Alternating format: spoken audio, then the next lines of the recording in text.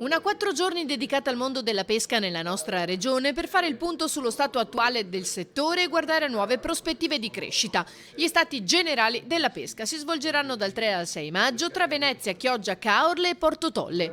L'ultima volta furono organizzati 7 anni fa, all'inizio della programmazione del Fondo europeo per gli affari marittimi e la pesca. Si tratta di un settore strategico con dei numeri molto importanti, migliaia di addetti, migliaia di aziende che operano sia nella pesca in mare sia nell'acquacoltura, che ci vede leader a livello europeo e che rappresentano anche la base di una filiera che porta il pescato nelle tavole dei nostri cittadini e nei circuiti della ristorazione. Per noi è un'occasione importante anche alla luce del fatto che il Veneto è coordinatore del distretto dell'Alto Adriatico, un mare che ha delle caratteristiche peculiari a livello dei mari europei e che quindi necessita di politiche specifiche per questa area, che deve vedere il sostegno del mondo della pesca, che ha molto sofferto e che sta attraversando un forte cambiamento. Alla presentazione i sindaci dei comuni interessati e l'europarlamentare Conte. Tra i temi affrontati proprio le disposizioni europee. L'Europa è sempre vista come una matrigna cattiva,